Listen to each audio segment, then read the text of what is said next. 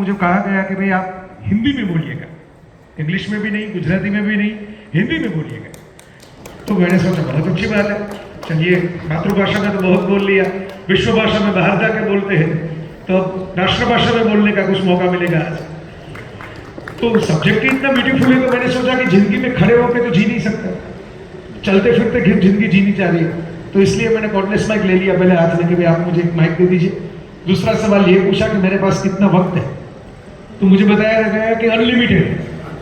तो मैं T shirt पहन के इसलिए ही फंक्शन में आता हूँ, कुर्ते वुर्ते पहन के नहीं आता हूँ, तो मुझे पता चले कि मैं नेता नहीं हूँ और मुझे खत्म भी करना चाहिए सही समय पर। So don't worry about that. आपको जिंदगी जीने जैसी लगे उस वक्त में खत्म कर लूंगा। ये भी बड़ी इंटरेस्टिंग सी बात है कि भाई लोग जिंदगी जीना तो चाहते हैं, लेकिन like in a movie dark knight एक डायलॉग था, the hero that lives order will become a villain eventually. जो अपने समय से ज्यादा जो हीरो जीता है वो खलनायक विलन बन जाता है। तो ऐसा मैं स्पीच में तो एटलीस्ट नहीं करूंगा, so don't worry about that. पर मुझे कहा भी गया है कि भाई आप थोड़ा न्याय कीजिएगा सब्जेक्ट के साथ, थोड़ी अच्छी अच्छी बातें कीजिएगा। मैं खुद तो जिंदगी जीता हूं, तो मुझे आसान लगा कि भाई चलो मेरे जीवन के बारे में अगर बात करना है तो मैं कर सकता हूं, क्योंकि I am a product of a home school. मेरे माता पिता ने मुझे घर पे पढ़ाया। घर पे पढ़ने की सबसे खूबसूरत बात यह है कि आपका एक फैकल्टी और एक कोर्स में आप डिफाइन नहीं होते। तो मैं जूलिया वर्ग के मिस्टीरियस आइलैंड पढ़ के इंजीनियरिंग सीख रहा था उस वक्त जब बच्चा था, छोटा था। और जबरचंद मेघानी की कुछ साहित्य पढ़ के सौराष्ट्र की रसदार मानी हमारी कल्चरल रूट्स की क्या कहानियां हैं वो भी सीख रहा था। दोनों साथ साथ चले, अमर चित्रकथा भी चली और इंद्रजाल कॉमिक्स भी चला, सब साथ साथ चले। तो उसमें ये हो गया कि भाई jack of all and master of none. जीवन में अगर कोई पूछे कि आप कौन से विद्या शाखा से ताल्लुक रखते हैं, तो मैं कहता हूँ कि जीवन से ही ताल्लुक रखता हूँ। Life is my school. I was there in a TEDx and I have been told that which topic do you like to take. तो मैंने टॉपिक का नाम दे दिया उनको, universe is my university. Universe is my university कहते हैं कि विश्वविद्यालय। SVNIT में एक बहुत अच्छा, बहुत बड़ा ग्रीन कैंपस है, और सरदार पटेल के जिसके नाम की शोभा जिससे बने, इतनी अच्छी संस्था है, और आप सब लोग उसकी धरोहर। देश नक्शे से नहीं पहचाने जाते, नागरिकों से पहचाने जाते हैं। तो शिक्षा संस्था भी केवल बिल्डिंग से नहीं पहचाने जाते, केवल इमारतों से नहीं पहचाने जाते। आप सबकी जो इमेज है, आप सबने जो किया है, आप सबने जो कॉन्ट्रीब्यूट किया है, आप सबने जो क्रिएट किया है, उससे SVNIT पहचानी जाए। तो you are also a member of the institute. सिर्फ स्टूडेंट्स नहीं है, मेंबर भी है, इसकी ब्रांड एम्बेसडर से मैं तो ये कहना चाहूँगा। यहाँ पे जितने लोग बैठे हैं, जितने इकट्ठे हुए हैं, जितने इकट्ठे नहीं भी हुए लेकिन मोबाइल से कनेक्टेड है, मैगजीन से कनेक्टेड है, वो सब तो इस इंस्टीट्यूट के ब्रांड एम्बेसडर है। आपका कोई बात किसी को अच्छी लगेगी, आपका कोई क्रिएशन किसी को अच्छा लगेगा, आपका व्यक्तित्व किसी को अच्छा लगेगा। कोई पूछेगा कि कहाँ से पढ़ के आए, आपके अल्मा मैटर क्या है, और it matters a lot. Alma mater matters a lot. आपको मालूम होगा हमारे भारत के ही एक बहुत बड़े माना हुआ नाम है दुनिया में, जिन्होंने फॉर्च्यून 500 कंपनी पूरी एस्टेब्लिश कर दी, Amar Gopal Bose sound system. US के आज़ादी से पहले उनके पिताजी ने बंगाल छोड़ कर अमेरिका जाना पसंद किया। फिर वो Massachusetts institute of technology MIT में पढ़े, फिर उन्होंने MIT में पढ़ाया, फिर अपना एक पूरा इनोवेशन किया, और साउंड में one of the premium brand you can say boss, not boss, BOSS, boss नहीं है, बॉस वाला मामला, क्योंकि वो साउंड सिस्टम में बॉस की तरफ बिहेव करते हैं। एक ईयर प्लग भी उन्होंने बनाया है, वो अमेरिकन एयरफोर्स के लिए, तो 24,000 की तो प्राइस है सिर्फ ईयर प्लग के लिए। तो वो बॉस है प्राइस में, लेकिन यहाँ पे है बॉस, BOSS बॉस। तो जब उनका देहांत हुआ कुछ साल पहले, तो उन्होंने अपनी boss is one of the Fortune 500 company as I told, और not only 500, it's one of the Fortune 200 company I must say, पहले 200 में। उन्होंने अपनी कंपनी के कुछ अपने फैमिली के लिए रखे हुए शेयर को बात करते हुए, जितनी जो शेयर्स थे उनकी इक्विटी थी, आप पढ़ सकते हैं वो गूगल करके, वो अपनी अल्मा मैटर, अपनी यूनिवर्सिटी के नाम करते। उन्होंने कहा कि एक इमिग्रेंट का लड़का जिसकी कोई पहचान नहीं थी, जिसको कुछ आता भी नहीं था, इस इंस्टीट्यूट ने उसको वहां तक पहुंचा दिया कि पूरी दुनिया उसके नाम को जानती है। उसकी फैमिली नेम बॉस जो है वो ब्रांड हो गया पूरा, यहां से लेकर पूरी दुनिया में। तो it is because of my institute, it is because of my lecturers, my teachers, जो गुरुजन मुझे मिले, जो माहौल मुझे मिला, जो संस्था ने मुझे तराशा। सूरत तो डायमंड सिटी है, यहाँ पे एक बार ये सौजी भाई ढोलकिया और गोविंद भाई ढोलकिया और सबके कार्यक्रमों में आता रहता हूँ, तो सालों पहले 2008 या 9 की साल होगी, मैं भी नया नया उनके परिचय में आया था। तो सौजी भाई मुझे अपनी फैक्ट्री दिखा रहे थे, तो मैंने कहा कि मुझे डायमंड देखना है, क्या डायमंड कैसा होता है। तो उन्होंने कहा कि चलिए मेरे ऑफिस में ही पड़े। तो पहले उन्होंने कागज की पुड़िया निकाल के एक डायमंड दिखाया, तो फटकड़ी के टुकड़े जैसा, जिसको मिश्री कहते हैं, खड़ी साकर हमारे गुजरात में बोलते हैं। तो मैंने सोचा कि ऐसा डायमंड तो नहीं है, हमने तो डायमंड जो देखे फिल्मों में जो स्मगलर सब डायमंड लेके घूमते हैं, ऐसे तो बड़े चमकदार और बड़े अच्छे और बड़े जहीन होते हैं, और ये क्या मुझे थमा दिया डायमंड के नाम। तो मैंने तो यूं ही टेबल पे रख दिया। तो संदीप भाई ने बोला कि ये आपने जिसको यूं ही रख दिया वो 11 करोड़ का है, तो आप जरा संभाल के। तो मैंने कहा तो मुझे तो पता नहीं था कि ये इतना कीमती चीज है, ये तो मैला लग रहा है। तो उन्होंने कहा कि हाँ, बिकॉज इसको पॉलिश नहीं किया गया, ये रफ है। हमारा काम ही यही है सूरत में कि लोग रफ डायमंड भेजते हैं और हम उसको पॉलिश करके, उसके तराश के, उसकी असली आइडेंटिटी निकाल के, उसमें जो उसके ऊपर मुझे टेक्निकल भी चीज़ें काफ़ी समझाई, और वो आज का विषय है नहीं। तो बात यह है कि जो एजुकेशनल इंस्टीट्यूट्स होते हैं, जो एकेडमिशियंस होते हैं, जो गुरुजन होते हैं, जो हमारे टीचर्स होते हैं, लेक्चरर्स होते हैं, अध्यापक होते हैं, वो हमें तराशते हैं। रो रफ डायमंड की तरह हम आते हैं इस जीवन में, और जब ऐसे NIT और ऐसी कुछ इंस्टीट्यूट से बाहर निकलते हैं तो पॉलिश्ड डायमंड बन के निकलते हैं। और आप जानते हैं, जैसे मैंने भी वो 11 करोड़ वाला डायमंड यूं ही टेबल पे रख दिया था, वैसे अगर पॉलिश नहीं होंगे तो लोग यूं ही टेबल पे रख के चले जाएंगे। पॉलिश हो गए तो आपको तिजोरी में रखेंगे, हजार साल तक संभाल के रखेंगे, आपका नाम संभाल के रखेंगे, डायमंड भी नहीं होगा। ये फर्क होता है।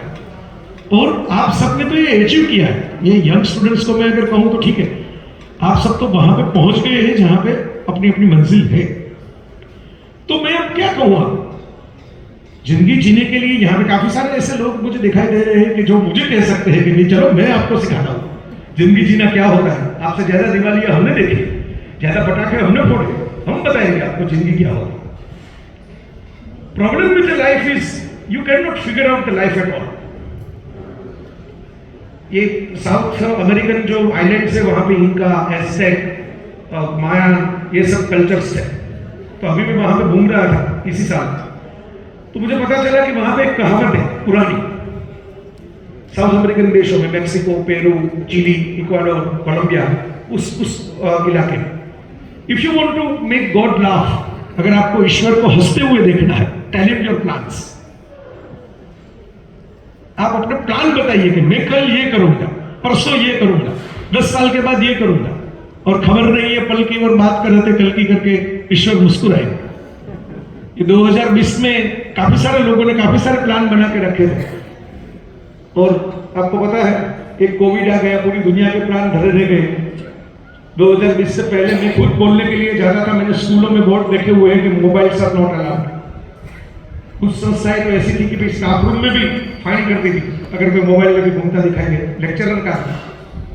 और 2020 में ये आ गया कि भाई आपका मोबाइल आपके पास ना हो तो अपने पापा का मोबाइल ले लीजिए, मम्मी का मोबाइल ले लीजिए। लेकिन वर्क फ्रॉम होम है, क्लासरूम इन होम है, खत्म करना है हमें सिलेबस, गवर्नमेंट का ऑर्डर है, जैसे तैसे करके किसी भी तरह मोबाइल पे पढ़ाओ। लोग को जूम आ गया, अब क्वारंटाइन आ गया तो जूम का तो आएंगे, जूम का स्पेलिंग तो इजी है क्वारंटाइन से। तो कितना हम सीख लेते हैं जब जिंदगी हमें घुमाती है। और अंधे बसंते मूवी एक था आमिर खान वाला, बड़ा इंटरेस्टिंग और अच्छा मूवी था, क्रांति का मूवी था। तो उस रंगे बसंती मूवी में एक डायलॉग मुझे अभी भी याद है, इतने साल आ गए वो फिल्म रिलीज हुई। कॉलेज के गेट के इस पार हम लाइफ को नचाते हैं, और कॉलेज के गेट के उस पार लाइफ हमें नचाती है। तो मैं दोनों तीनों स्पीकर को बैठे हुए उनके पॉइंट भी कुछ नोट किए, क्योंकि मेरे लिए तो जनरल नॉलेज था जो आपने स्किल के बारे में बताया। तो मैं पॉइंट नोट करते हुए ऑब्जर्व कर रहा था कि यहाँ पे तो सब अचीवर्स बैठे हुए, जिन्होंने कुछ करके दिखाया, आज भी कर रहे हैं, एसोसिएशन के लिए भी कर रहे हैं, देश के लिए भी कर रहे हैं, अपनी कंपनी के लिए भी कर रहे हैं, अपनी फैमिली के लिए भी कर रहे हैं। They are doers not talkers. ये बड़ी इंटरेस्टिंग बात है। हमारे जैसे लोग हैं वो ड्रीमर्स कहला जाते हैं कि हम तो क्या करते हैं, आपको ख्वाब बेच के चले जाते हैं, ड्रीमर्स। लेकिन जो डूअर्स होते हैं वो उस ख्वाब से पूरी इमारत तैयार करते हैं। तो this is celebration of doers. College के गेट के इस पार आप चले गए और लाइफ ने जब आपको नचाना शुरू किया तो मैंने सोचा कि भाई आप इस तरीके से नाचे कि जिसकी वजह से दुनिया को इंटरेस्ट हुआ आपके काम में। अब देखिए, नाचना तो कंपलसरी है, उसमें तो हमारे पास कोई चॉइस है नहीं। लाइफ हमें नचाएगी तो मुझे नाचना नहीं आता तो भी नाचना पड़ेगा, क्योंकि लाइफ नचा रही। सर्कमस्टेंसेस जैसे आ जाएंगे, चैलेंजेस आ जाएंगे, और बेटर है चैलेंजेस आ जाए। अगर विलेन नहीं होगा तो हीरो की तो आपको कदर कैसे होगी? अगर रावण का वर्णन नहीं करोगे तो राम कितने महान थे वो पता कैसे चलेगा? तो ऑब्स्टेकल्स आए, चैलेंजेस आए, जिंदगी जीने के लिए बहुत जरूरी है। आएंगे तभी तो पता चलेगा कि हमारे अंदर क्या छिपा हुआ है। मैं कहता हूं अपनी थोड़ी मुस्कुराते हुए देशी जबान में कहता हूं कि भाई देखिए, ये विंटर का सीजन है और किसी जाड़े की रात में आप अगर अकेले जा रहे हो किसी स्ट्रीट में और पीछे 2-3 कुत्ते भौंकते हुए लग जाए, तभी आपको पता चलेगा ना कि आप कितना अच्छा दौड़ सकते हो। तो डॉक्टर कहेंगे कि आपको 2 राउंड लगाने चाहिए, ये पेट वेट मेरा बाहर निकल रहा है, तो मुझे भी कहा गया है, लेकिन तब पता नहीं चलेगा कि मैं कितना अच्छा स्प्रिंटर हूं। अच्छे स्प्रिंटर की पहचान तो तब होगी जब कुत्ते पीछे चले, तभी आपको पता चलेगा कि नहीं, मैं स्प्रिंटर नहीं हूं, मैं तो लॉन्ग जंपर, हाई जंपर भी हूं। It's very interesting and very important to have challenges and obstacles in life. निष्फलता है से मतलब मैं तो अपने अनुभव से देखा कि भाई हम सफल होते हैं तो सीखते नहीं है, सफल होते हैं तो एंजॉय करते हैं। Success is to be enjoyed. मजा आता है सफल होने में, तालियां बजाते हैं लोग। मैं कहता हूं कि तालियों के एड्रेस तो चेंज होते रहते हैं, तपस्या के एड्रेस चेंज नहीं होते। तालियां देखिए, एक जमाने में दिलीप कुमार के लिए बजती थी, देवानंद के लिए बजती थी, राजेश खन्ना के लिए बजती थी, चेंज हो गया, अमिताभ के लिए बजने लगी, चेंज हो गया, शाहरुख के लिए बजने लगी, अभी रणबीर कपूर के लिए बज रही। तालियों के एड्रेस चेंज होते जाएंगे, तपस्या का एड्रेस चेंज नहीं। आप जेन्युइन कुछ कर रहे हैं, अच्छा कर रहे हैं, तालियां थोड़ी कम भी बजेगी अगर दुनिया में से, आपको तो पता है कि मैंने कुछ करके किया है, कुछ मैं अपनी छाप छोड़ के मैं बैठा हूं या बैठी हूं। क्योंकि अभी तो जमाना ऐसा चेंज हो गया और यहाँ पे भी काफी मैं महिलाओं को भी देख रहा हूं। तो अभी मैं ऑक्सफोर्ड में था, तो ऑक्सफोर्ड में मैंने ऑब्जर्व किया, वहां पे लिखा हुआ था उसके न्यूज़लेटर में कि भाई it's history of Oxford, it's the first time that 63% candidates, young people जो यहाँ पे एडमिशन ले रहे हैं, out of them 63% are female. मैं इस इंस्टीट्यूट की बात कर रहा हूं जहां एक जमाने में स्त्रियां पढ़ सकती थी लेकिन डिग्री नहीं ले सकती थी, ऑक्सफोर्ड और कैम्ब्रिज दोनों में। और मैं जाके वहां पे खुद ये चेक करके आया हूं, ऐसा नहीं है कि कहीं पे पढ़ा। कैम्ब्रिज भी गया था, ऑक्सफोर्ड भी गया था, अभी इसी साल गया था, इसलिए मैं खुद चेक करके आया हूं। तो वहां पे स्त्रियों को पढ़ना अलाउड था, ये वो भी आफ्टर अ टाइम, क्योंकि मॉन्क्स सब रोमन कैथोलिक मॉन्क्स ने क्रिएट की हुई इंस्टीट्यूट थी। तो पहले तो अलाउ ही नहीं था जाना, फिर अलाउ हुआ कि आप बैठ सकते हो, पढ़ सकते हो, लेकिन डिग्री नहीं मिलेगी। आफ्टर अ पॉइंट तो ऐसा जमाना आ गया कि वो पढ़ा भी सकती है लेकिन डिग्री नहीं मिलेगी। अच्छा अध्यापक बन सकते हो लेकिन आपके पास वो घर ले जाने के लिए कुछ मिलेगा नहीं, क्योंकि officially you are not allowed. तो हम तो इस विरासत से आए कि हमके तो ये गले में आएंगे, हम तो नवरात्रि और दुर्गा पूजा की विरासत से आए, तो हमें ऐसा नहीं लगेगा कि भाई ये ऐसा क्यों हो रहा है, लेकिन ये हो रहा है। आज पूरा पैराडिग्म शिफ्ट हो गया। चाहे हार्वर्ड में चले जाओ, चाहे ऑक्सफोर्ड में चले जाओ, चाहे स्टैनफोर्ड में चले जाओ, चाहे जिसकी बात अभी मैंने की MIT में चले जाओ, कहीं भी चले जाओ, आपको फीमेल स्टूडेंट्स इक्वली या ज्यादा दिखाई देंगे। Everywhere it is happening, specially in, आप सब मेरे ख्याल से सब इंजीनियरिंग होंगे यहाँ पे होंगे, और विद्याशाखा के लोग तो होने से रहे हैं यहाँ पे। तो स्पेशली इन इंजीनियरिंग जहाँ पे ऐसा माना जाता था कि बहुत फीमेल कम आते हैं, फीमेल लोगों को अगर साइंस में परस्यू करना है तो मेडिकल ही करना चाहिए। मैं अभी भी देख रहा हूँ, तो मैं आपके जो माता पिता है उनको भी वंदन करना चाहूंगा कि उस जमाने में उन्होंने ये सोचा क्योंकि हमारे यहाँ तो थोड़ी पैट्रियार्कल सिस्टम थी। पेरेंट्स डिसाइड करते थे कि भाई स्पेशली फीमेल को कहाँ जाना चाहिए, और आपको भी, क्योंकि काफी सारे लोग ऐसे भी होंगे जिन्होंने खुद अपना रास्ता बनाया। कि खुद अपना रास्ता बनाना, यही तो मैं बात कर रहा हूँ जिंदगी जीने के लिए। आपके बनाए रास्ते थोड़े ऊबड़ खाबड़ होंगे, लेकिन ये आपके होंगे, आपकी फ्रीडम होगी उसमें, एक मुक्ति का श्वास होगा उसमें। और शिक्षा यही तो सिखाती है, सा विद्या या विमुक्ति है। एक एनिमेशन मूवी आई थी, मैं मानता हूं कि हर इंजीनियर्स को देखनी चाहिए अगर नहीं देखी हो, और दिखानी भी चाहिए अपने फैमिली कि हम क्या कर रहे हैं, आपको पता था।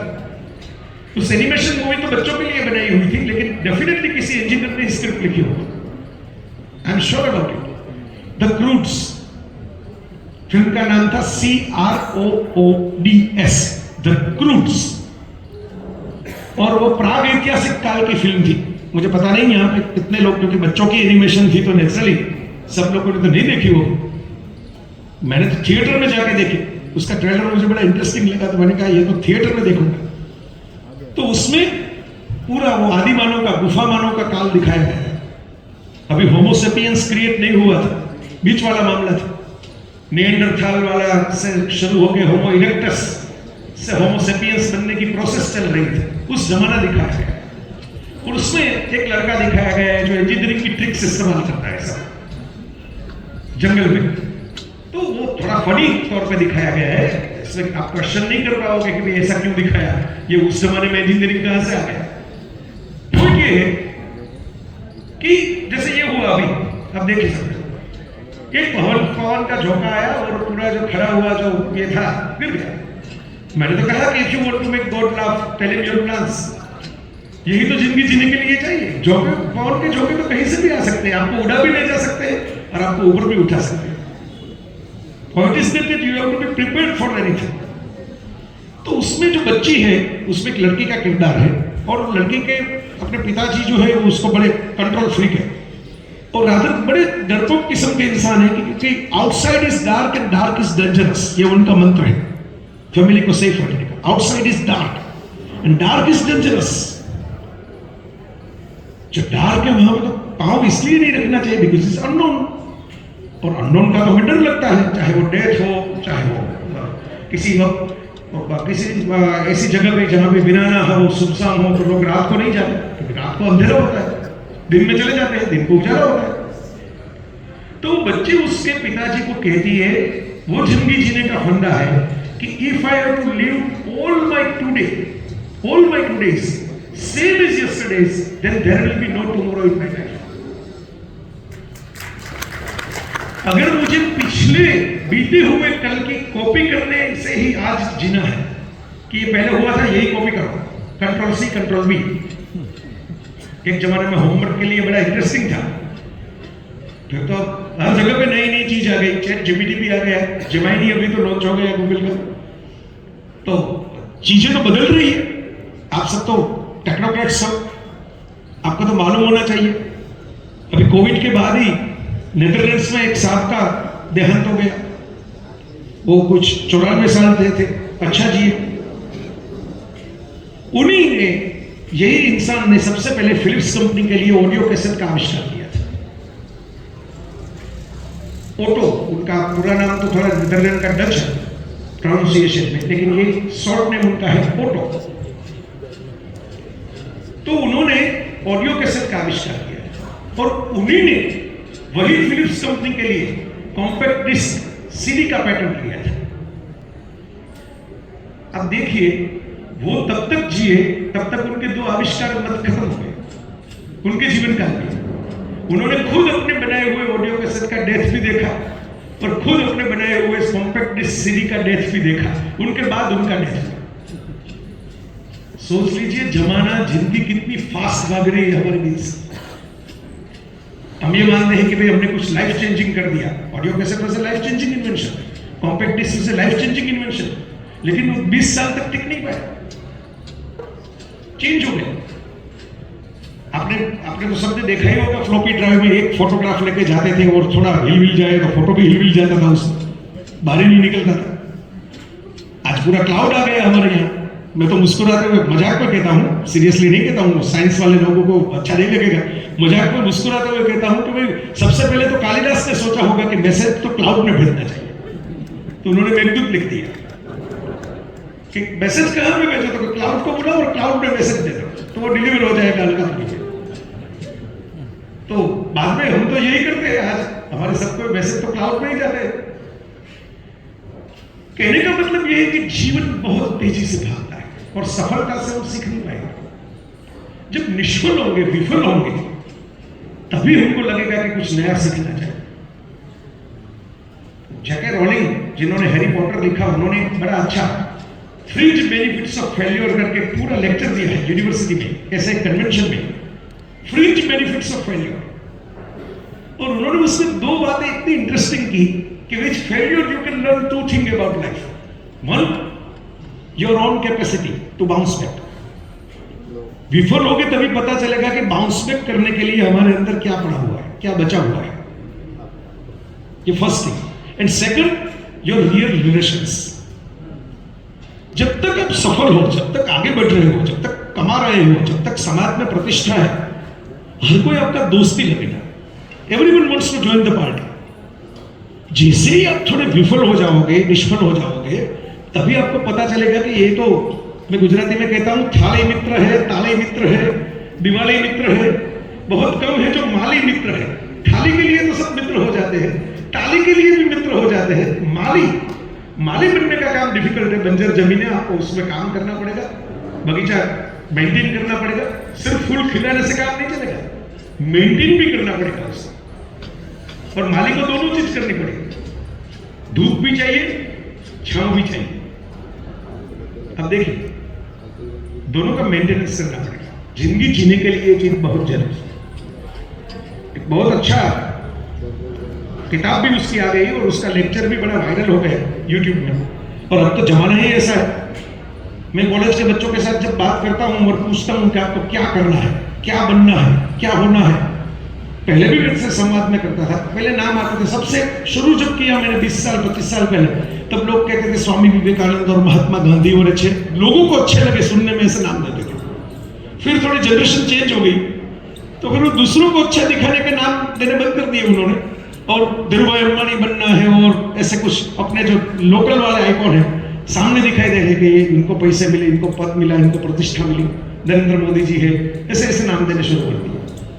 अब तो उससे भी चेंज जनरेशन आ गई। आपको मालूम होगा, आपके घर में भी होगी। अगर उनको पूछते हैं कि आपको क्या करना है, तो वो करना कहते हैं वायरल होना है। क्या करना है उससे मतलब नहीं है, वायरल होना चाहिए जो करे। हम 15 सेकंड का कोई किसी का म्यूजिक, किसी का गाना, किसी का स्टेप हम अगर उसमें दिखाई दे और वो वायरल हो जाए तो बस तो बात बन जाए। वही तो लाइफ है, जिंदगी जीने का यही तरीका है। अब उसमें सबसे बड़ी मुसीबत यह है कि हर कोई हर रोज वायरल नहीं हो सकता, कितने भी बड़ा सेलिब्रिटी हो। ओके, हर दिन क्रिकेटर सेंचुरी नहीं लगाता, हर दिन सुपरस्टार की फिल्म सुपरहिट नहीं होती, तो जब वो वायरल नहीं होते तो बड़े डिप्रेस हो जाते हैं कि ये जिंदगी जीने जैसे नहीं है। क्यों? तो लोग पहचानने बंद हो गए, वायरल नहीं हुआ ये वीडियो, लाइक किसी ने नहीं दी। लोगों को इंप्रेस करने के लिए हम 5 फोटोग्राफ इंस्टाग्राम में डालते हैं और लाइक अगर कम आ जाए तो हम वो इंप्रेस हो ना हो, हम डिप्रेस हो जाते हैं शामिल। लोगों को वार्डरोब चेंज करने पड़ते हैं कि नहीं, ये एक ही कपड़े पहन के हम 4 फंक्शन में घूम आए तो लोगों को पता चल गया यही कपड़े पहन रहे हैं सर, तब वो चेंज करेंगे, कोई नया खर्चा करेंगे, नई चीजें ले आएंगे। हमें जिंदगी जीने जैसी नहीं लगती मेरे दोस्तों। उसका एक सबसे बड़ा प्राइमरी रीजन तो ये है कि हम दूसरों में फोकस इतना करते हैं जितना अपने खुद की लाइफ में नहीं करते। मैंने तो अपने घर के दरवाजे पे एक स्टिकर रखा हुआ है, आप मेरे घर पे आ सकते हो, चेक कर सकते हो। ओशो रत्निश का एक स्टिकर मुझे कहीं से भी कोई किताबों की दुकान से मिल गया, तो मैंने रख के चिपका दिया है दरवाजे के ऊपर ही। कुरियर वाला भी पटके जाए, दूध वाला भी पटके जाए, मिलने के लिए जो आए वो भी पटके जाए। सबसे बड़ा रोग क्या कहेंगे लोग। अगर आप जिंदगी जीना चाहते हैं तो पहले दूसरों के अभिप्रायों की फिक्र छोड़ दीजिए, वो चेंज होते जाएंगे जैसे आपकी गेम चेंज होती जाएगी। ओके, वो वैसे भी कहेंगे कि विराट कोहली को क्रिकेट ही छोड़ देना चाहिए, और वो ऐसे भी कहेगी कि विराट कोहली को जो क्रिकेट छोड़ने की बात की उनको हमें छोड़ देना चाहिए। जैसे कोहली की गेम चेंज होगी, उनके अभिप्राय चेंज होगी। So forget about others opinion, focus on your own performance. 2006 में मैं जर्मनी गया था और जर्मनी में पहली बार मैंने एक यूनिवर्सिटी फेस्टिवल में मैं रोटरी एक्शन प्रोग्राम में गया था। सो उन जर्मन लोगों के बीच रहना था, उनके घर में, होटल में नहीं ठहरना था। तो नए नए अनुभव, उस 2006 में इतना मोबाइल इतना तो था नहीं, वो स्मार्टफोन तो थे ही नहीं, अभी सिर्फ जब आईफोन आने में 1 साल की देर थी। तो मेरे जो होस्ट है, जर्मन होस्ट, ने मुझे एक ऐसे यूनिवर्सिटी कैंपस में ले गए जहाँ पे लाइव गिटार का पूरा शो चल रहा था। मैंने पहली बार देखा था, बड़ा मजा आया। तो वो कस्टमर ही था कि जितने स्टूडेंट्स थे उनके साथ आपको नेचुरली आफ्टर ए परफॉर्मेंस आपको वहाँ पे जाना है, उनको ग्रीट करना है, उनको कहना है कि भाई आपने अच्छा किया। तो मेरे होस्ट ने मुझे कहा कि भाई आप इंग्लिश में बोलोगे, कोई बात नहीं, यूनिवर्सिटी स्टूडेंट है, इतना इंग्लिश तो समझ लेंगे, कॉन्ग्रेचुलेशंस, थैंक यू, ऐसा कुछ। आप जाइए वहाँ पर, उनको भी परिचय होगा कोई भारत से आया। अब हम जो भारत वाले और मैं तो गुजरात वाला, हमें तो मोड़ बहु नाखिए, दालें गली बनाइए डेजर्ट की। तो हमारी दाल जो होती है गुजरात में, बाहर से कोई लोग आते हैं तो उनको लगता है कि ये तो आखिर में खानी होगी, मीठी दाल होती है, सांभर भी मीठा बना देते हैं। तो मैं गुजरात वाला था तो मैंने सोचा कि एडेड शुगर के बगैर तो काम कैसे चलेगा। ओके, तो एडेड शुगर मैंने वो क्या डाला, मैंने कॉन्ग्रेचुलेशन करने के बाद ये बोला कि भाई ऐसा, मुझे ऐसा कहना था कि you have played well, wonderful, congratulations. Okay, ऐसा कहने के बजाय मैंने वो छोड़ी, 1 चम्मच चीनी लेके डाल दी उसमें और मैंने कहा कि आई लव म्यूजिक। अब ये अनाउंसमेंट की जरूरत नहीं थी, वहां पे मैं कौन हूं उसको पता नहीं है। तो वहां पे मैं अगर कह दूं कि आई लव म्यूजिक, जैसे मैं अकबर आजम के दरबार में तानसेन की तरह बजाता हूं रोज, तो मैंने तो बोल दिया वेरी इनोसेंटली। अब मुझे बताया गया था कि सब स्टूडेंट्स यहाँ पे इंग्लिश नहीं जानते होंगे, लेकिन उस लड़की को पता था इंग्लिश। तो very innocently she has asked मेरे क्वेश्चंस, मेरे स्टेटमेंट के बाद उसने क्वेश्चन पूछा। और वो क्या पूछा, क्यों you love music, which instrument do you play. तो मैंने कहा कि हमारे देश में तो इतने सारे लोग क्रिकेट से मोहब्बत करते हैं, क्रिकेट खेलते नहीं, अगर खेलेंगे भी तो रविवार की सुबह टेनिस बॉल लेके खेलेंगे, सीजन बॉल से नहीं खेलेंगे। लेकिन क्रिकेट हमारा more popular than our national game, crazy है लोग। तो तब मुझे पता चला कि मैं telling that I love football और आई लव क्रिकेट और आई लव म्यूजिक और I love cinema, then if you are loving it, you should create something. Otherwise you should be specified. I love watching movies, not I love movies. I love watching movies. I love listening music. तो Spectator बनने में कोई हर्ज है नहीं, अच्छा Spectator आप बन सकते हो, वो भी एक शिक्षा है। अच्छे दर्शक, अच्छा भाव कैसे बनना, वो भी एक शिक्षा है। लेकिन हम क्या है कि हमें थोड़ा इंप्रेशन जमाना है दूसरों के ऊपर, तो हम बोल देते हैं कि हमें ये पता है, हमें ये पता है, हमें ये पता है। तो जिसकी मैं बात कर रहा था वायरल हुए वीडियो की, वो मैकग्रेगन साहब अमेरिकन नेवी के एक एडमिरल है। उन्होंने मेक योर बेड नाम से पूरा टॉक दिया था। टॉक तो छोटा सा था, इतना वायरल हुआ, इतना वायरल हुआ, इतना वायरल हुआ कि फिर उन्होंने किताब भी लिख दी उसके ऊपर। किताब का हिंदी संस्करण भी आ गया है, अगर किसी को पढ़ना है, मेक योर बेड। उन्होंने वो छोटी सी बात की थी कि आप कुछ भी ना करें इन अमेरिकन लाइफस्टाइल, क्योंकि जहां तो 18 साल के बाद तो हर किसी को इंडिपेंडेंट रहना है, मम्मी पापा नहीं होंगे वहां पे संभालने के लिए, आपकी कुशन वाली कंफर्ट जोन वाली सिस्टम नहीं होगी। और हीरोज जितने भी हुए कंफर्ट जोन छोड़ने के बाद ही हुए। रघुवंश में तो 100 राजाओं की बात है, लेकिन वो कोई रामायण में राम की तरह हीरो नहीं हुए। राम का वनवास हुआ तो राम हीरो हुए, वनवास हुआ तो हनुमान मिले, शबरी मिले, और वनवास हुआ तो रावण भी मिला। तभी तो कहानी लिखी गई।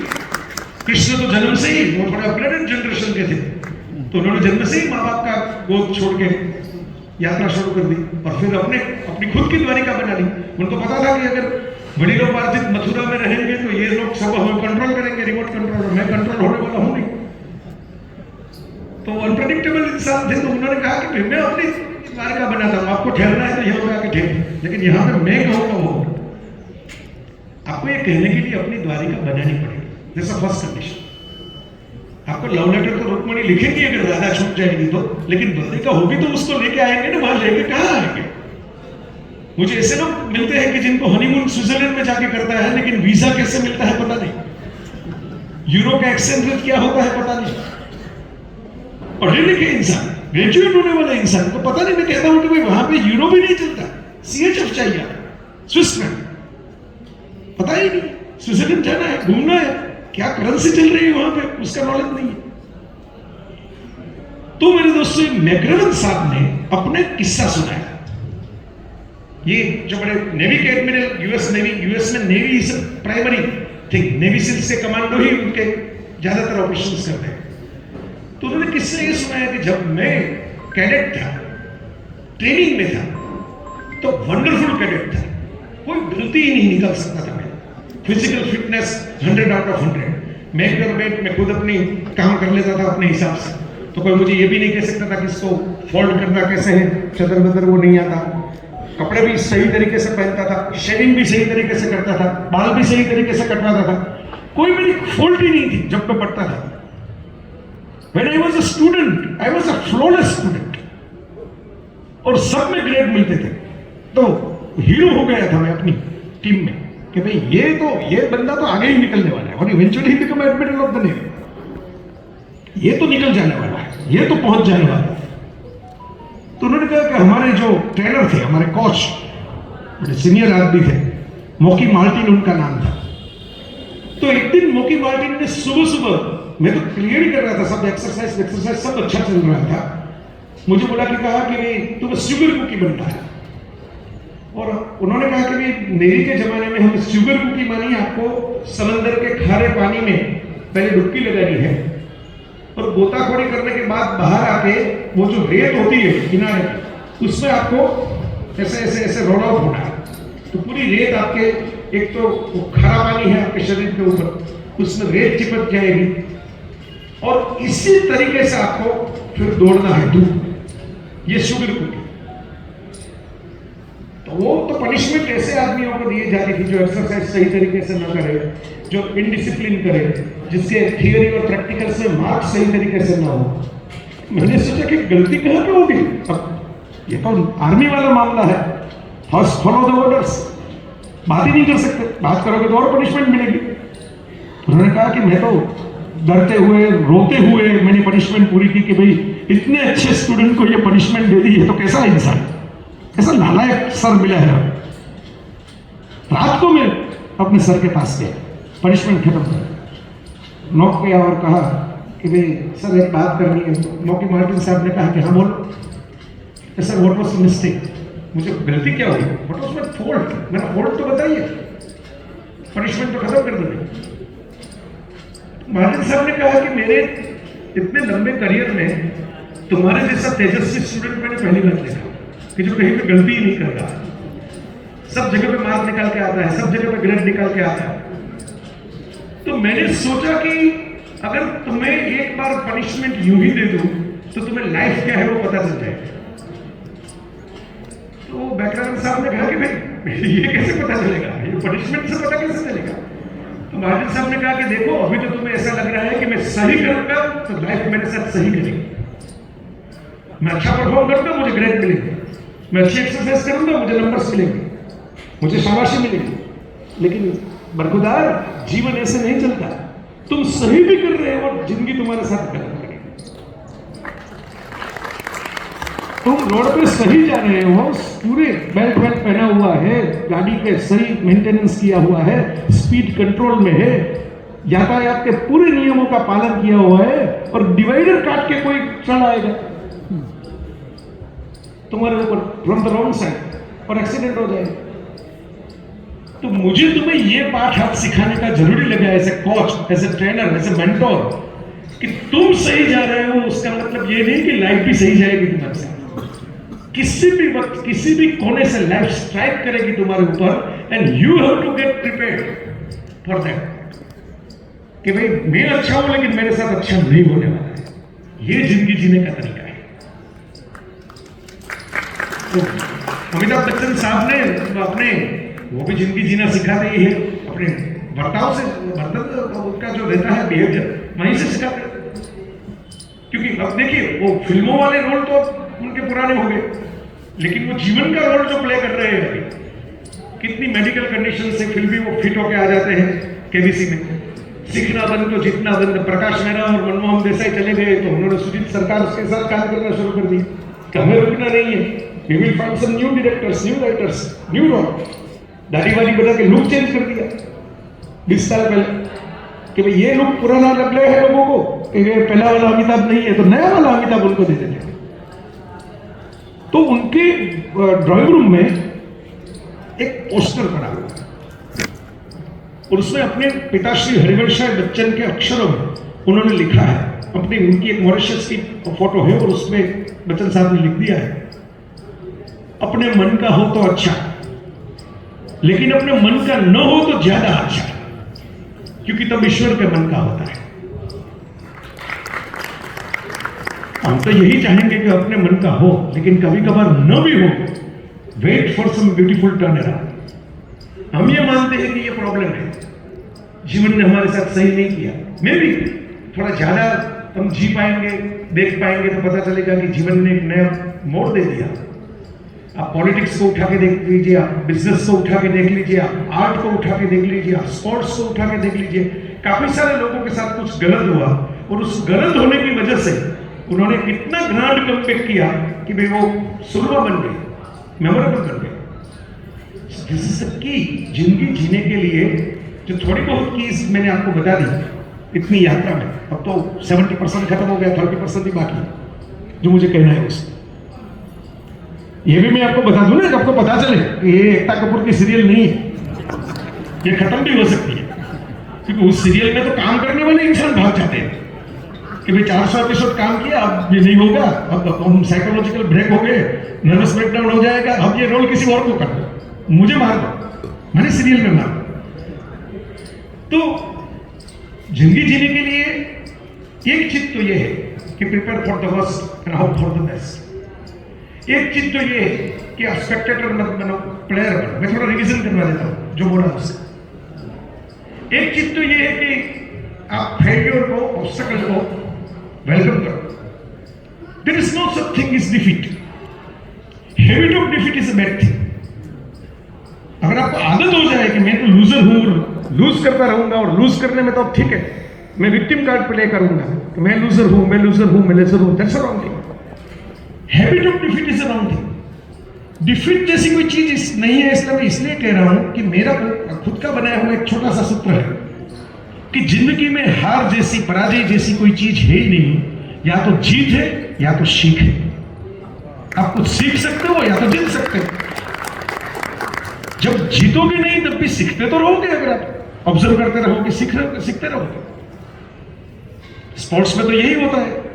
हमें अभी देखा ना, वो ऑस्ट्रेलिया नॉकआउट में चैंपियन हो जाती है, शुरू के मैच हार जाती है, क्योंकि वो सीखते रहते हैं कि भाई अब नॉकआउट तक पहुंचने में कौन सी एनर्जी कहां पे लगानी है, कौन सी फील्ड प्लेसमेंट कैसे करनी है। तो और हम बिल्कुल उल्टा करते हैं। हम तो भगवत गीता का देश है, जहां पर सबसे पहली मोटिवेशनल स्पीच दी गई। एक डिप्रेस्ड स्टूडेंट को उसके मेंटर ने कहा कि you have to fight, come on, आपको फाइट करना है। उसको कृष्ण ने ये नहीं कहा कि मेरे पास सुदर्शन चक्र है, मैं चला दूंगा, चलो तुम्हारी हेल्प कर दूंगा। उन्होंने ये कहा कि अपना गांधी उठाओ, आगे बढ़ो, तुम लड़ाई लड़ो, मैं रथ चलाऊंगा। I will be your mentor, I will be your guide, I won't fight on behalf of you. कोई आपकी लड़ाई आपके अलावा लड़ नहीं सकता। दोस्तों, ये पुराना मैसेज है हमारे लिए, लेकिन कृष्ण ने एक बात की, वो यूनिवर्सल है। मैं कैसा हूं कि उसके लिए आपको भारत या हिंदू न भी हो तो भी पूरी दुनिया को ये मैसेज जाना चाहिए, which is courage under fire, courage under pressure, कर्मण्येवाधिकारस्ते। आप अपने कर्म पे फोकस कीजिए। जैसे महेंद्र सिंह धोनी ने अभी एक इंटरव्यू में बताया, उसको पूछा गया कि आप इतनी सारी ट्रॉफियां कैसे लेके आए, और कोई कप्तान तो नहीं ले आया। तो उन्होंने कहा कि भाई मैं रिजल्ट का नहीं सोचता। प्रॉब्लम ये होता है कि फाइनल में लोग रिजल्ट का सोचने लगते हैं कि अब गड़बड़ हो जाएगी, अब तो कप नहीं मिलेगा, अब तो ये नहीं। अब सोचने लगेंगे तो और प्रेशर आ जाएगा, आपके मुंह पे दिखाई देगा वो प्रेशर, चेहरे पे दिखाई देगा कि ये तो अंडर प्रेशर है। तो उन्होंने कहा कि मैं इतना ही सोचता था कि I am here to play and enjoy the game, और दूसरों को भी यही कहता था कि you are here to play and enjoy the game. हार भी जाओगे तो एंजॉयमेंट कौन ले जाएगा तुम्हारे पास? हार जाओगे कोई बात नहीं, अच्छा नहीं खेले हार जाओगे, लेकिन एंजॉय करोगे तो शायद जीतने का चांस भी होगा। तो courage under pressure is Bhagavad Gita fundamental. आप कर्म पे फोकस करो, रिजल्ट पे फोकस मत करो, सिंपल सी बात। ऐसा नहीं कि कर्म से भाग जाओ। काफी सारे लोगों ने ऐसा ही सोचा कि भगवान ने ऐसा बोला है कि भाई जो कुछ भी करोगे देना लेना तो मेरे हाथ में है, तो करो तो भी मिलेगा, न करो तो भी मिलेगा, उसकी कृपा होगी तो मिल जाएगा, हमें कुछ करने की जरूरत है। This is a wrong translation of a good message. Message ये था कि आप अच्छे कर्म करो, कर्म आपकी जिम्मेदारी है, सही तरीके से करो, पूरा फोकस लेके करो। मैं इंग्लिश में अगर आपको थोड़े डिफरेंट ट्विस्टेड वर्जन्स के साथ बोलूं तो आपको पता चल जाएगा। Have full passion in your कर्म, फुल पैशन। और what is passion? Passion means beyond possible is passion, मुमकिन से थोड़ा आगे जाए। जिंदगी जीने के लिए अगर आपको अपग्रेडेशन, सब बात कहते हैं, आपको कॉर्पोरेट मीटिंग्स में भी कहते होंगे, अपग्रेड कीजिए, ग्रोथ कीजिए, नया सीखिए। पॉसिबल तो हर कोई करता ही है। बियॉन्ड पॉसिबल इज पैशन, वो पैशन है। आप पहाड़ चढ़ रहे हो और आपको लगा कि अब तो सांस फूल गई, अब पानी पी के मैं यहां पे बैठ जाता हूं, और किसी और को चढ़ते हुए देख के आपको लगेगा नहीं अगर ये चढ़ जाएगा तो मैं क्यों बैठा हूं, और आप फिर खड़े होते हो, फिर 100 स्टेप्स आगे चले जाते हो। दैट मीन्स आपका शरीर ने रिजाइन कर दिया था, body has resign, mind was working. देह ने मना किया, दिमाग ने कह दिया कि आगे जाना है, और आप चले गए। उसेन बोल्ट जो दुनिया के सबसे अच्छे धावक रनर माने जाते हैं, तो उसेन बोल्ट ने एक बार स्पेस में रनिंग की, स्पेस में माने फ्लाइट में, और वहां पे भी वो चैंपियन हो गए। कुछ ही सेकंडों में उन्होंने 100 मीटर वाला मामला, कुछ ऐसे एयरक्राफ्ट में उनको बिठाया गया था और वहां पे एक रखा गया था सेकंड के साथ कि आप ग्रेविटी एंटी ग्रेविटी फोर्स में कैसे काम करोगे, और ऐसा कुछ था, एक्सपेरिमेंटल था। तो ऐसे चैंपियन है कि जो स्पेस में भी नंबर 1 आते। तो किसी एक रेस में उन्होंने कुछ सेकंड में रेस खत्म करके रिकॉर्ड तोड़ दिया था लोकली। तो उनको पत्रकारों ने पूछा, मीडिया वालों ने पूछा कि आपको ये इतना डिस्टेंस कवर करने के लिए ये कुछ सेकंड, कुछ 19 सेकंड और ऐसा कुछ मामला था कि आपने इतना लगे, दैट्स वंडरफुल। तो उसेन बोल्ट ने जवाब दिया था कि नहीं, 19 सेकंड नहीं लगे, 26 साल लगे। 19 सेकंड आपको दिखाई दिए कि लगे? ये आपको इसलिए दिखाई दिया कि 26 साल से मैं प्रैक्टिस कर रहा हूं। जब थोड़ा बड़ा हुआ और जैसे मैंने दौड़ने का शुरू किया, तब से काम चालू है। वहां से यहां तक पहुंचने में अब की 19 सेकंड के लिए वो 26 साल की तपस्या है उसके पीछे, उसका पैशन है।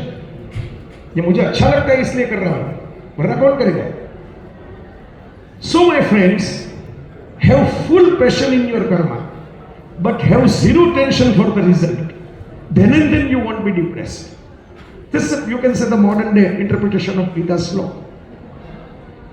तो जो आखिर में मैं आपसे कहना चाहता हूं, इतनी लंबी जर्नी गई हमने जिंदगी जीने के लिए। हमने तो बातें ही की, जिंदगी तो अभी बातों के बाद शुरू होती है।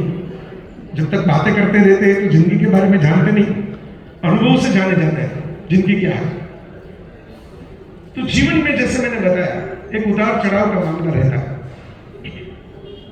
हमें जिंदगी इसलिए जीनी चाहिए क्योंकि परमात्मा ने हमें ये अम्यूजमेंट पार्क में भेजा है जीवन जीने के लिए। लोग क्या करते हैं, कंपैरिजन ज्यादा करते हैं, कंपटीशन के नाम पे कंपैरिजन शुरू कर देते हैं। मैं तो देखता हूं रेस्टोरेंट में जाते हैं और ऑर्डर भी देते हैं, और फिर झांक झांक के दूसरों के टेबल पे क्या आ रहा है वो भी देखते हैं, और उसमें से वो अपने ऑर्डर चेंज भी करवा लेते हैं कि ये वाला पिज्जा अच्छा लग रहा है, ये डोसा तो हमने देखा ही नहीं कैसा है, ग्रीन वाला डोसा तो हमने बनवाया ही नहीं, हम तो वो यूं ही पुराना वाला ही खा रहे हैं। तो हमारे जो टेबल पे सर्व हो रहा है वो ठंडा हो जाता है दूसरों के टेबल में देखते हुए। ये हमारा सबसे बड़ा प्रॉब्लम है। हम कंपैरिजन शुरू कर देते हैं, जिंदगी जीते नहीं, दूसरे क्या जीते हैं वही देखते रहते हैं। तो ये प्रॉब्लम है। अब हमें अब देखिए, हम अखबार में पढ़ते हैं कि मुकेश अंबानी ने मैविक कार ली, मर्सिडीज का नया मॉडल अपने खुद के हिसाब से कस्टमाइज करवा के लिया, नरेंद्र मोदी जी ने लिया प्रधानमंत्री के तौर पर, हम खुश हो गए। देखो ये सेलिब्रिटी है, उसने लिया। हमारे अपार्टमेंट में कोई पार्क कर देता है तो हम नाराज हो जाते हैं, किसके पास कैसे आ गई इतनी बड़ी कार? जरूर कुछ वो ब्लैक मनी वाला मामला होगा। ये हम दूसरे के बारे में जितना जानते हैं और कंपैरिजन करते हैं वो थोड़ी कम करें, अपने जीवन में फोकस करें, अपने जीवन में फोकस मानिए। लास्ट वाला मैसेज है तो आपको पता होगा, हर खाने में अब वेस्टर्न लाइफ की तरह डिजर्ट हम लास्ट में रखते हैं, पहले तो साथ में ही खा लेते थे।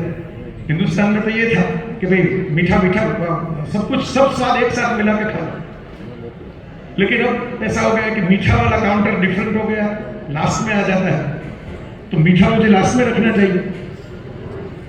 तो जो लास्ट में जो आपको कह रहा हूं ये याद रखिएगा।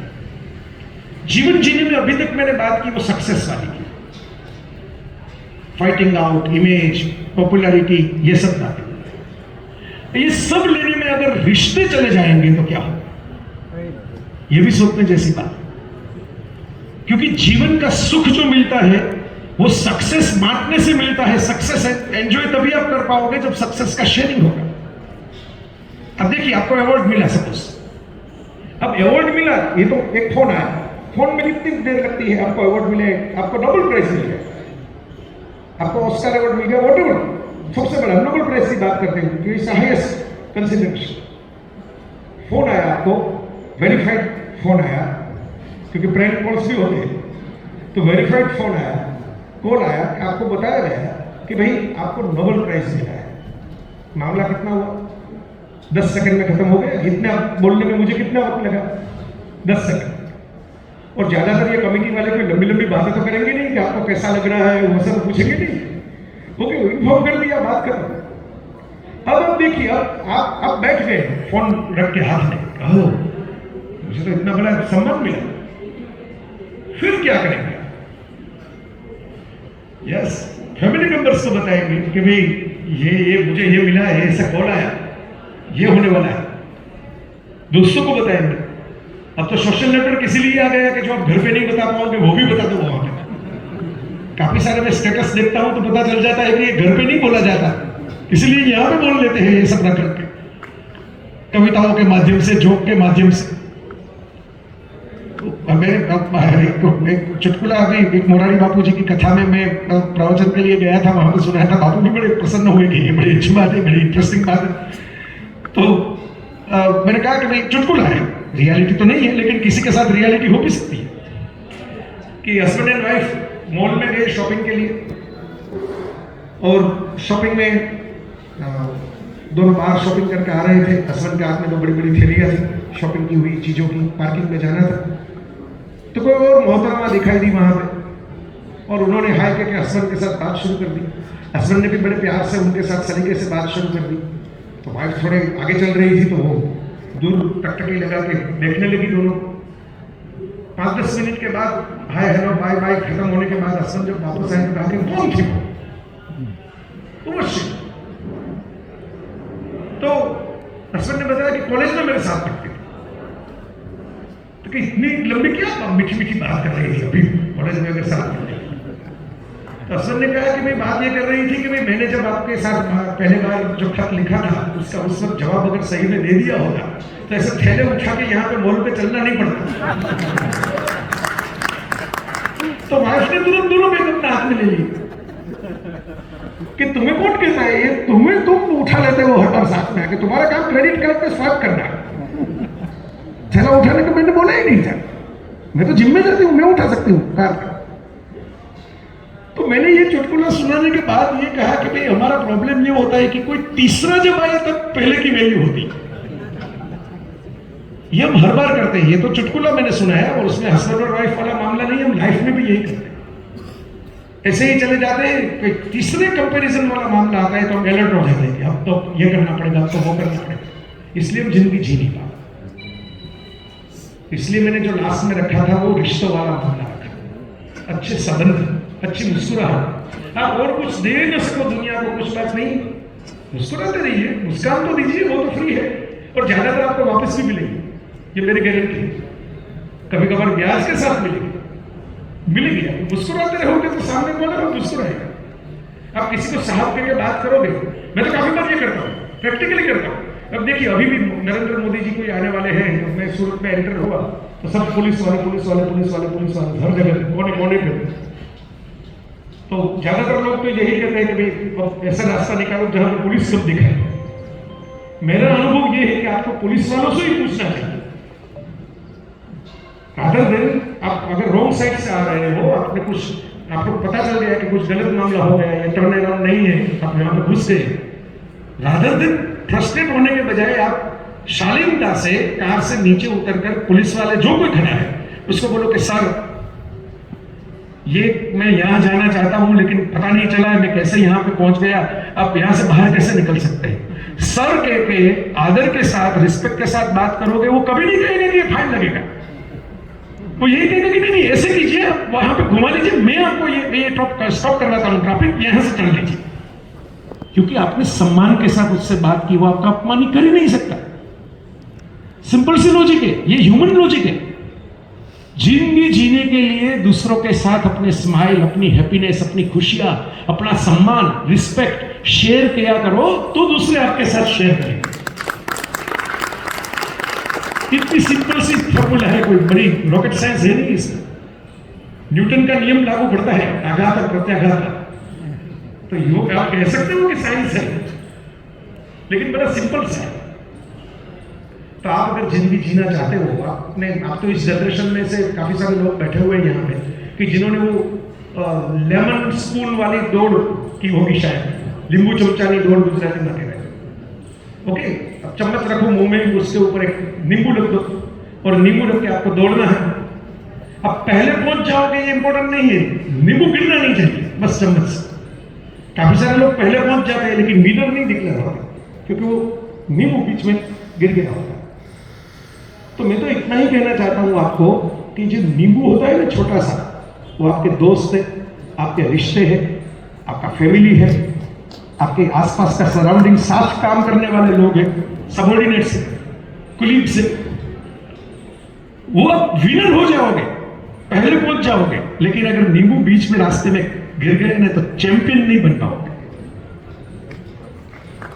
अगर तीसरे दूसरे में भी आए लेकिन नींबू का बैलेंस आपको आ गया तो आप चैंपियन तो बनोगे अपनी लाइफ में। ये सिंपल सा फॉर्मूला मैंने लास्ट में इसलिए रखा था कि आपको याद रहे, बाकी सारी चीज भूल जाए कोई बात नहीं, ये अगर आपको याद रहे। पॉलियना नाम की एक किताब थी, एलिनोर पॉटर नाम की राइटर की, उसमें जो लड़की है, छोटी सी अनाथ लड़की है, माँ बाप तो है नहीं उसके, और वो ग्लेड गेम खेलती है। ग्लेड गेम मानी जो हो उसमें वर्ष की पॉसिबिलिटी थिंक करो और बेस्ट में आगे चले जाओ। उसको फ्रैक्चर होता है हाथ में, अनाथ लड़की का फ्रैक्चर होता है, डॉक्टर भी थोड़ा मायूस हो जाता है और उसको कहता है कि बच्ची तेरा तो ध्यान रखने वाला है नहीं, तेरे हाथ में तो अब ये प्लास्टर आ गया, तो हंसती खेलती मुस्कुराती लड़की है, अब क्या करेंगे? तो उन्होंने कहा कि डॉक्टर साहब आप इतने कंफ्यूज क्यों है, इतने मायूस क्यों है, सैड क्यों है? मेरे हाथ में प्लास्टर, मेरा अच्छा हुआ ना हाथ में प्लास्टर है, पाँव तो सही है, मैं दौड़ सकती हूँ, चल सकती हूँ, आपके पास आ गई, मेरे घर पे चले जाऊंगी, अनाथ आश्रम था वहां पे चले जाऊंगी, उसकी बुआ जी एक थी वहां पे चले जाऊंगी। तो उसने, ये लड़की ने संभाल के, तो एक कैरेक्टर उसमें इस कथा में उसको पूछता है कि अरे पोलियाना तुम मर जाओगी तो क्या करोगे? तो उससे कहा कि तो आप मायूस होना ना, मुझे क्या फर्क पड़ता है, मरने के बाद आदमी को फीलिंग तो रहती नहीं, तुम दुखी होना फिर, मैं दुखी नहीं होंगी। This is very interesting and very fundamental. ऊपर वाला यही साइड सोच के हमके नीचे भेजता है कि कौन इस एम्यूजमेंट पार्क में बाहर निकलता है मुस्कुराते हुए, दूसरों को मुस्कान बांटते हुए। तो यही चीज हमें करनी है, यही चीज हमें सीखनी है, यही चीज हमें जीनी है। जिंदगी इसीलिए जीने जैसी है, वो खट्टी मीठी गोलियों जैसी है, इतनी मीठी भी नहीं कि आप निकल जाओ, इतनी कड़वी भी नहीं कि आप थूक दो, खट्टी मीठी है, उसका बस आस्वाद लेते रहो मुंह में रख। ये जीवन है, ये जिंदगी। मुझे बड़ा अच्छा लगा कि आपने मुझे इस काबिल, इतनी बड़ी स्कॉलर्स सभा है, बड़े विद्वान काबिल लोग यहाँ पे बैठे हुए हैं। मुझे विनायक जी ने पूछा तो मैंने कहा कि मैं करूंगा क्या वहां पर आकर, मैं को इंजीनियरिंग का फंडामेंटल तो बढ़ा नहीं सकता वहां पे आकर। मैं सक्सेस अचीवमेंट की बात करूंगा तो लोग हंसेंगे कि आपने कौन सी कंपनी एस्टेब्लिश की, वो तो बताइए पहले। तो उन्होंने कहा कि नहीं आप जीवन की बात करेंगे। तो मैंने कहा हाँ, मैं थोड़ा बहुत जी लेता हूं तो मैं वो बात कर सकता हूं कि लाइफ में कलर्स रखिए, लाइफ को एंजॉय कीजिए। Life is a celebration. हमारी भारत की विरासत तो यही कहती है कि हर चीज को उत्सव बना के खेल लीजिए। विसर्जन का भी उत्सव मनाइए, अंतिम संस्कार में भी लड्डू खाइए। यही तो हमारी विरासत है कि हर चीज को सेलिब्रेशन बनाना सीखिए। तो मेरे दोस्तों, मैं भी यही कामना करूंगा कि आप भी ऐसा कीजिए। ये इतना डिफिकल्ट है नहीं जीवन को जी लेना। थोड़ा टाइट फिटिंग जो होता है ना, हम पुराने वाले कपड़े में पहनता हूं तब मैं अपनी साइज देखता हूं तो कपड़े तो बड़े अच्छे लगते हैं कि ये शर्ट, ये टी शर्ट, ये तो बड़ा अच्छा है, ये जींस तो मेरा फेवरेट है। लेकिन जब पहनने के बाद पता चलता है कि वो मेरा है फेवरेट लेकिन फिटिंग नहीं होता। तो मैं इतना कहता हूं कि भाई फिटिंग थोड़ा लूज तो करना पड़ेगा ना, या तो किसी टेलर के पास जाकर लूज करवाना पड़ेगा अगर इतना ही पसंद है, या फिर ऐसा ही दूसरा ढूंढ के अपने फिटिंग वाला पहनना पड़ेगा। अगर फिटिंग वाला नहीं पहनोगे तो तकलीफ तो मुझे ही होगी, आपको तो नहीं पता चलेगा, मुझे पता चलेगा कि फिट हो रहा है। तो मेरे दोस्तों, जीवन जैसे जैसे आगे जाता है फिटिंग चेंज करते रहिए। अपनी पुराने वाली फ्रेम लेके नंबर देखिए जीवन को जीने की, नई नई फ्रेम ढूंढते रहिए, अपने फिटिंग को चेंज कीजिए तो अच्छा लगेगा, आपको भी थोड़ा रिलैक्स लगेगा, सामने वालों को भी आप अच्छे दिखेंगे। तो हम क्या करते हैं, पुरानी वाली सास भी कभी बहू थी, जब बहू के तौर पे सास ने जितना टॉलरेट किया वो सब अपनी बहू के ऊपर गुस्सा निकालती। ऐसा नहीं सोचते कि भाई ये मैंने किया तो मेरी बहू को मैं ये नहीं दूंगी, उसको डिफरेंट रिक्वायरमेंट, मुझे अच्छा नहीं लगा वो दूसरे के साथ नहीं करूंगी। तो ये सास बहू सिंड्रोम लाइफ में मत रखिए, अपनी फ्रेम को थोड़ी रिलैक्स रखिए। एक छोटी सी कविता की पंक्ति के साथ मैं समापन करना चाहूंगा, क्योंकि जीवन में आप काफी सारे ऐसी कविताओं को देखते होंगे, ऐसे चित्रों को देखते होंगे, ऐसी बातों को देखते होंगे कि जहां पे हम थोड़े शरारती लोग भी हैं। आपको मालूम होगा, इसलिए नहीं कि मैं अगर किसी बेंच पार्क में बेंच के ऊपर नया कलर किया हुआ है और लिखा हुआ है कि भाई ये अभी ताजा कलर किया हुआ है, तो वहां पे आपको उंगलियों की छाप दिखाई देगी। लोग बढ़ने से नहीं मालूम करेंगे कि ये ताजा कलर, टच करके मालूम करेंगे ताजा है या नहीं है, अभी भी ताजा रखा है या नहीं रखा। ये हमारी फितरत है, हमारी आदत है। हमारे तो पुराना एक चुटकुला फेमस हो गया, एक्चुअली बनी हुई घटना है कि हमारे सौराष्ट्र के एक गांव में एक पेट्रोल पंप था, गांव के चौराहे पे, और पेट्रोल पंप पे सब लोग आके पूछते थे वो एड्रेस, जब जीपीएस था नहीं, नेविगेशन था नहीं, पेट्रोल पंप वाले बड़े नाराज हुए कि ये क्या हम यहाँ धंधा करने के लिए बैठे हो या लोगों को जवाब देने के लिए बैठे। तो उन्होंने बोर्ड लगाया पूरा लंबा बड़ा वहां कांच के ऊपर, यहां पे किसी को कुछ पूछना नहीं है, पूछना मना है। तो उन्होंने लगा कि अब शांति हो जाएगी, ये पटके ही लोग नहीं आएंगे। तो सुबह सुबह एक आदमी चला आया मेरे से और दरवाजा खोल के गए, वो मालिक ने कहा पूछना नहीं है, उतना मना। तो मैंने कहा कि ऐसा बोर्ड क्यों लगाना पड़ा। अब आप बोर्ड लगाओगे कि हमें पूछना पड़ेगा तो लोग ये पूछेंगे कि ऐसा क्यों लगाया आपने बोर्ड, ऐसा क्या बोलते थे आपको लोग, आपको बोर्ड लगाना पड़ा। तो जीवन को अगर लाइटली नहीं लोगे मेरे दोस्त, मैं तो ये कहता हूं तो प्रॉब्लम हो जाएगा। अगर मुस्कुराते नहीं रहोगे, लाइटली नहीं रहोगे, हंस के हर फिक्र को धुएं में उड़ाता चला गया वाला अभिगम नहीं रखोगे तो आप प्रेशर में आ जाओगे, स्ट्रेस में आ जाओगे। स्ट्रेस तो सबसे बड़ा किलर है इस लाइफ का। तो मेरे दोस्तों, आपके लिए ही, आपके ह्यूमन एसोसिएशन की एक गैदरिंग के लिए ही एक कविता ढूंढ के ले आया हूं। बड़ी इंटरेस्टिंग कविता है, बड़ी अच्छी कविता है, बड़ी सिंपल सी कविता है और बड़ी लंबी भी नहीं है, इसलिए अच्छी लगी। धार वक्त की बड़ी प्रबल है, इसमें लय से बहा करो, जीवन कितना क्षण भंगुर है, मिलते जुलते रहा करो। इवेंचुअली आपने ये सब तो बातें तो होती रहेगी, स्पीकर्स आएंगे जाएंगे, तालियां बजेंगी, खाना हो जाएगा, वो तो आप घर पे भी कर सकते हो, यूट्यूब पे भी सुन सकते हो, मेरे भी चैनल चल रहे हैं, लोग पूछते हैं, बता देता हूं, सुन सकते हैं। अब जिसको संसार छोड़ दिया वो महात्मा भी कहते हैं कि भाई इसको लाइक करो, सब्सक्राइब करो। उनको भी ये मोह तो जाता नहीं कि ज्यादा लोग लाइक करें। तो ये चीज इंपॉर्टेंट नहीं है, इंपॉर्टेंट ये मिले, आप पुरानी यादों को ताजा कर सकते हो, अपने जीवन की बात कर सकते हो।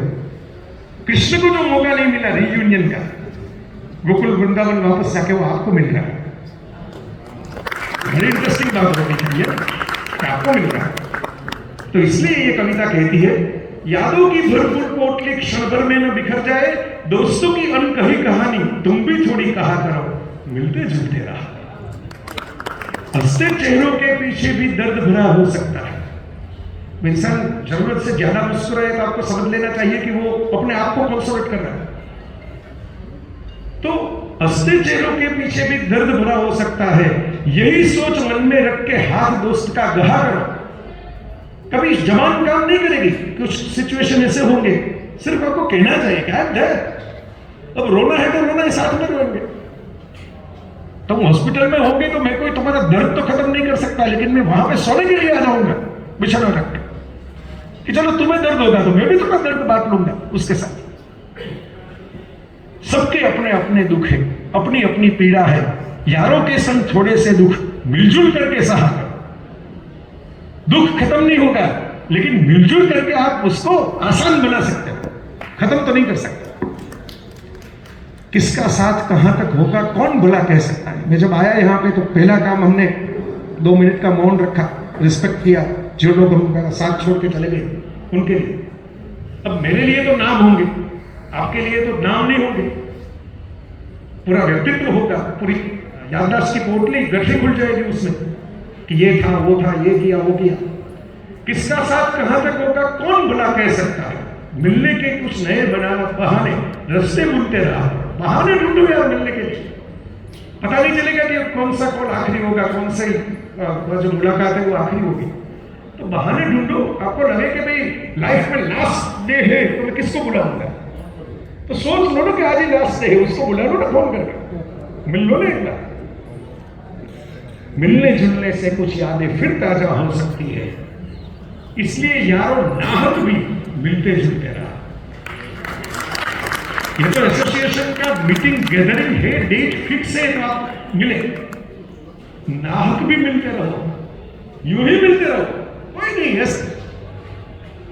क्यों फेल हो गए पार्टी रखी, चलो ना फेल्योर की पार्टी, क्योंकि लाइफ में अटेम्प्ट तो किया, ये कुछ कंपनी में नया करने की कोशिश की, फेल हो गए, घाटा हो गया, मुनाफा नहीं हुआ, लेकिन इतना तो हमारे पास है कि दोस्तों के साथ मिलकर खाना वाना खिला सकते हैं, सबको खाना खिलाओ और कहो कि भाई आज फेल हो गए, कल अगर सेलिब्रेट करेंगे और सक्सेस होगी तो टाइम नहीं मिलेगा सेलिब्रेट करने का, फेलियर में तो टाइम ज्यादा मिलेगा, 2 घंटे और बिता सकोगे, एक अच्छी मूवी देख लो उसके साथ।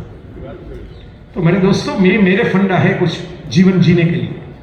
जो लोग मुझे पहचानते हैं, जो लोग मुझे जानते हैं, उनको पता होगा कि ऐसा नहीं है कि मैं आपके साथ ये कैमरा है, माइक है इसलिए बात कर रहा हूं, मैं जीता ही ऐसा।